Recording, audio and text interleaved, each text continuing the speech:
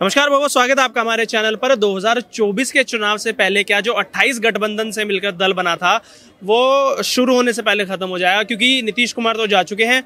बंगाल से भी ममता बनर्जी ने सीधा बोल दिया है कि वो 40 की 40 सीटों पे चुनाव अकेले लड़ेंगे, कोई गठबंधन नहीं होगा। अब इसी क्रम में एक पढ़े लिखे मुख्यमंत्री दिल्ली के, जो खुद को दिल्ली वालों का श्रवण कुमार बताते हैं, उनके ऊपर ईडी लगातार जांच के लिए, पूछताछ के लिए उन्हें बुला रही है, लेकिन 5 बारी समन गया, अभी तक नहीं पहुंचे। जिसके बाद अब 16 तारीख को कोर्ट की तरफ से आदेश दे दिया गया है कि उन्हें पूछताछ में शामिल होना ही पड़ेगा। अब क्या 28 में से जो अभी ये 27 बचे हैं, अब क्या 26 पे आने वाली है? जनता क्या सोचती है, जान लेते हैं।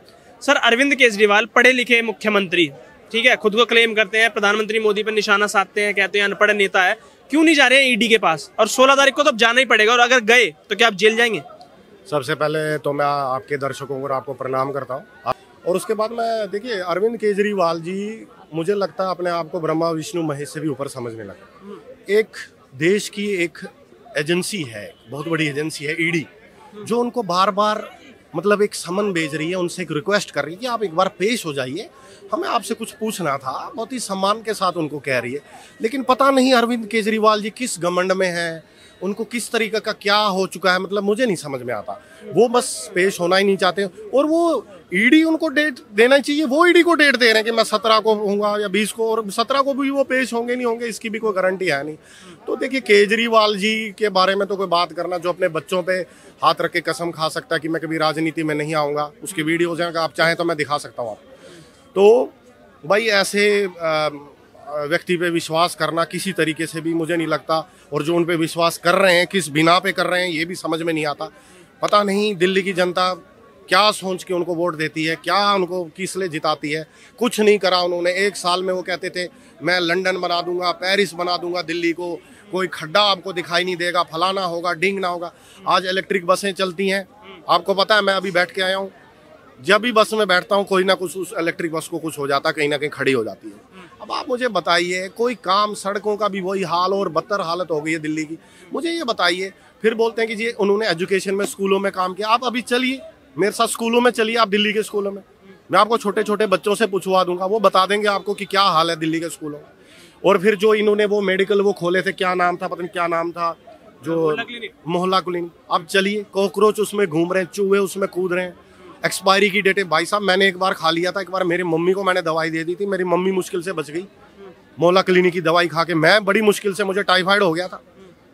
तो भैया मैंने कहा कि भैया देखो केजरीवाल जी तो सिर्फ मूर्ख बनाते हैं, अपना शीश महल उन्होंने खड़ा कर लिया, फिर अपने आप को ईमानदार बताते हैं। हर महीने अमेरिका चले जाते हैं बीवी बच्चों को लेके घूमने के लिए, वो पैसा कहाँ से आता है?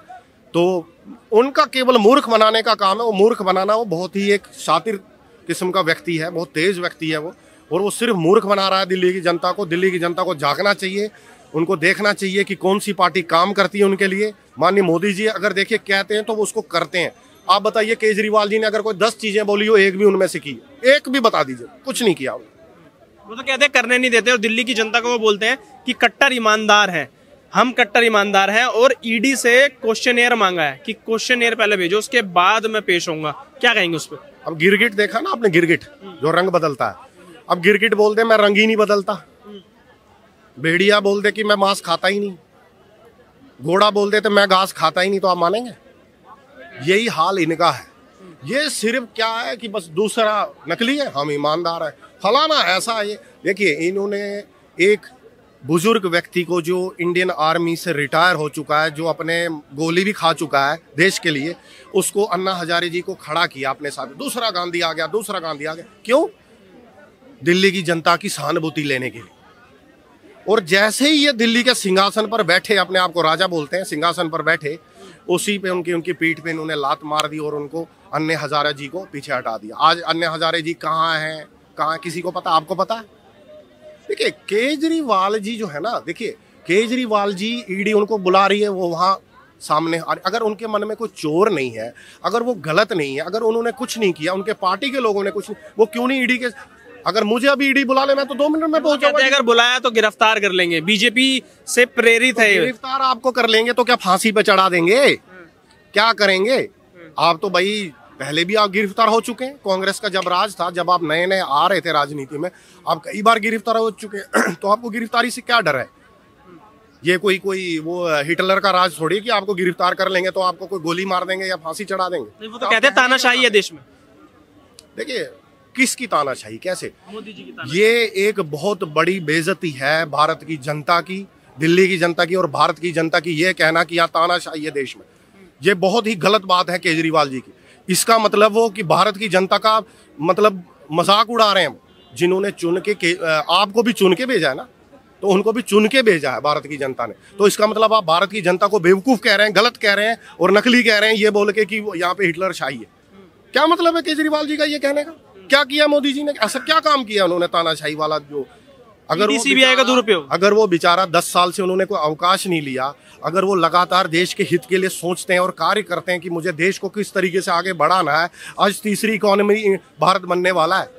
वंदे भारत एक्सप्रेस पूरे उत्तर से दक्षिण, पश्चिम से पूर्व कनेक्ट हो चुकी है हर जगह से। और सड़कों के काम माननीय गडकरी जी सड़कें बना रहे हैं, रोज 40 किलोमीटर की सड़क बन जाती है। तो कौन सी ये तानाशाही? अगर ये तानाशाही है तो मुझे तो ऐसी तानाशाही चाहिए। मैं युवा हूँ, मुझे ऐसी तानाशाही चाहिए। वो कहते हैं ना, वो यही कहते हैं ना कि ईडी और सीबीआई का दुरुपयोग करते हैं। हम कुछ भी काम के लिए जैसे बोलते हैं तो उसको एलजी रोक देता है, कुछ करने नहीं देता है। 2 उद्योगपतियों को अमीर बनाए जा रहे हैं, दिल्ली सरकार को काम करने से रोकते हैं। क्या कहेंगे? ये वही बात है कि जैसे एक क्लास में बच्चे होते हैं ना जी, जैसे अध्यापक बोलता है कि तूने देख फलाने ने उसने ये काम किया, होमवर्क किया अपना, तूने क्यों नहीं किया? अरे वो मेरे दोस्तों ने मुझे करने नहीं दिया, वो मुझे खिलाने क्रिकेट खेलने ले गए, तू मेरे को करने नहीं दिया।